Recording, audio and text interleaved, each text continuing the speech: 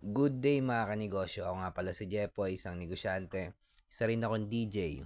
Hindi ako vlogger, hindi ako influencer, isa po akong content creator. Bilang negosyante mga kanegosyo, meron na akong 10 taon na karanasan na pagkalugi sa pagninegosyo. Tunay na negosyo lang, hindi putyo-putyong negosyo, hindi networking, sari-sari store, barbecuehan, bilyaran, rental, hanggang ngayon nagninegosyo pa rin. Ang topic natin ngayon mga kanegosyo, sweet corner,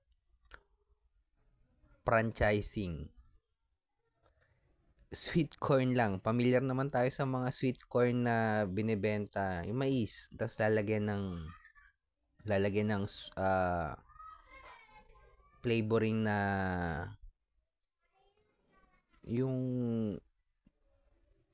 parang sa french fries, yung sweets. Focus in one at ipa-franchise to mga kanegosyo. Kung nagsisimula ka palang magnegosyo, tapusin mo tong video na to, sigurado marami ka matututunan. Kung nagninegosyo ka naman na, malamang ito ang dahilan kung bakit hindi lumalaki ang negosyo mo. Way back nung 2020 mga kanegosyo, nung pandemic, halos lahat ng negosyo or 95% ng business na nakapaligid sa school, halos puro nag-close. At isa na yung tindahan kong sari-sari store doon. Pero nag-close pa yung sari-sari store ko. Tinawid ko pa yon hanggang 2021 eh. Kumbaga nilaban ko pa yung kaso wala na talaga eh.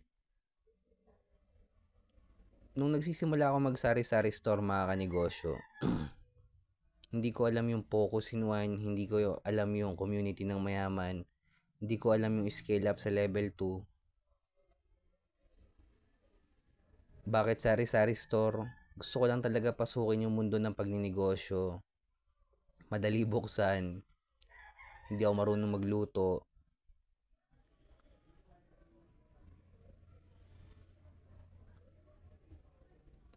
Ang sari-sari store mga kanegosyo hindi magiging grocery store. Laging sinasabi ng iba, ang sari-sari store pag lumaki grocery store daw. Ang sari-sari store na lumaki, sari-sari store pa rin po siya dahil magkaiba ng business model ang sari-sari store at grocery store. Sa sari-sari store mga kanegosyo, naglabas ka muna ng puhunan. Namili ka muna ng mga produkto o paninda mo. At kikita ka lang the moment na naibenta mo na yung mga item na pinamili mo. Sa grocery store mga kanegosyo, platform business model.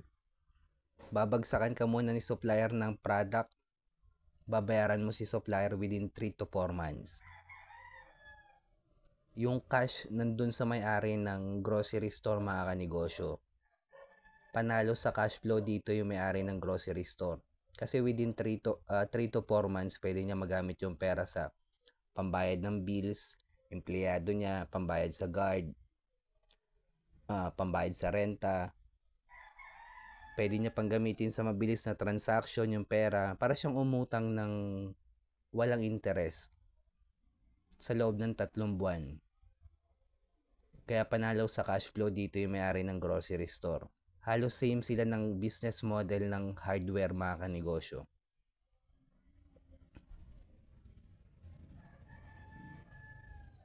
Hindi ko sinasabing isara mo yung sari-sari store mo ha. Kumikita yan, yes. Pero kung gusto mo talagang lumaki yung negosyo mo, habang nagsasari-sari store ka, pwede kang tumingin ng ibang negosyo na nakapokus ka lang sa isa. Halimbawa, Ice Tube. Ang Ice Tube, scalable yan mga kanegosyo. Pwedeng apply ng distribution model yan. Doon ka tunay nakikita. Sample ko lang yan ha.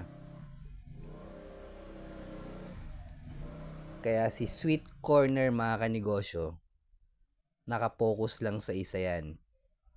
At in-apply niya to ng business model na franchising.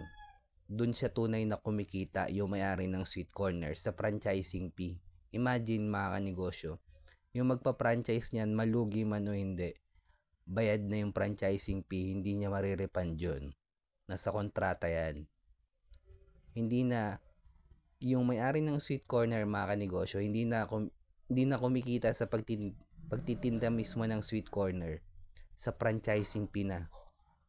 Kaya kung nagsisimula ka pa lang magnegosyo, focus in one, hanapin ang community ng mayaman, scale up sa level 2. Ngayong pang-apat, original content. Kasama na yan sa pagninegosyo natin ng original content. Kung umabot ka sa dulo ng video na to, subscribe mo naman ako, mga kanegosyo. Comment ka lang kung nakakain ka ng sweet corner. Sweet corner, heart mo na rin tong video ko. Bilang negosyante, kung dumadaan tayo sa pagsubok or struggle, huwag natin kalimutan mag-pray kahit anong religion natin. Peace. Ingat tayong lahat.